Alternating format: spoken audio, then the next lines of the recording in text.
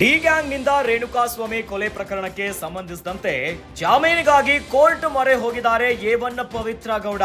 72 ದಿನಗಳ ಜೈಲು ವಾಸದ ಬಳಿಕ ಜಾಮೀನು ಅರ್ಜಿಯನ್ನ ಸಲ್ಲಿಸಿದ್ದಾರೆ. ಕೊಲೆ ಕೇಸಿನ A one ಆರೋಪಿಯಾಗಿರುವಂತಹ Pavithra Gowda city civil ಮತ್ತು ಸೆಷನ್ಸ್ ಕೋರ್ಟ್ಗೆ ಪವಿತ್ರ ಅರ್ಜಿಯನ್ನ ಸಲ್ಲಿಸಿದ್ದಾರೆ. ಜಾಮೀನನ್ನ ಕೋರಿ ಅರ್ಜಿಯನ್ನ ಸಲ್ಲಿಸಿದ್ದಾರೆ ಎ1 ಆರೋಪಿ ಪವಿತ್ರ ಪರ ವಕೀಲರು. ಪೊಲೀಸರಿಗೆ ಆಕ್ಷೇಪಣೆಯನ್ನ ಸಲ್ಲಿಸಲು ಕೋರ್ಟ್ ನೋಟಿಸ್ ಅನ್ನ ಕೊಟ್ಟಿದೆ.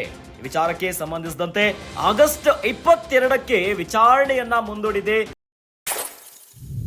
ಸಿಸಿಎಚ್ನ 57ನೇ ಕೋರ್ಟ್. ಮತ್ತೊಬ್ಬ ಆರೋಪಿ ಅನೂಪ್ ಕುಮಾರ್ ನಿಂದಲೂ ಜಾಮೀನು ಅರ್ಜಿಯನ್ನ ಸಲ್ಲಿಸಲಾಗಿದೆ. ಚಿತ್ರದುರ್ಗದ ರೇಣುಕಾಸ್ವಾಮಿ ಕೊಲೆ ಪ್ರಕರಣಕ್ಕೆ ಸಂಬಂಧಿಸಿದಂತೆ ಜಾಮೀನಿಗಾಗಿ ಕೋರ್ಟ್ ಮೊರೆ ಹೋಗಿದ್ದಾರೆ ಎ1 ಆರೋಪಿ ಪವಿತ್ರ ಗೌಡ.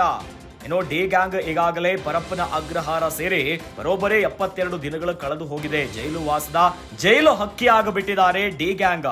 ಇನ್ನು ಇದೇ ವಿಚಾರಕ್ಕೆ ಸಂಬಂಧಪಟ್ಟಂತೆ ಈ ಒಂದು ಕೊಲೆಯಲ್ಲಿ, ಭೀಕರ ಕೊಲೆಯಲ್ಲಿ ಎ1 ಆರೋಪಿ ಪವಿತ್ರ ಗೌಡ, ಇನ್ನು ಎ2 ಆರೋಪಿ ನಟ ದರ್ಶನ್. ಈಗ ಪವಿತ್ರ ಗೌಡ ಸಿಟಿ ಸಿವಿಲ್ ಮತ್ತು ಸೆಷನ್ ಕೋರ್ಟ್ಗೆ ಅರ್ಜಿಯನ್ನ ಸಲ್ಲಿಸಿದ್ದಾರೆ. ಜಾಮೀನನ್ನ ಕೋರಿ ಅರ್ಜಿಯನ್ನ ಸಲ್ಲಿಸಿದ್ದಾರೆ ಪವಿತ್ರ ಪರ ವಕೀಲರು.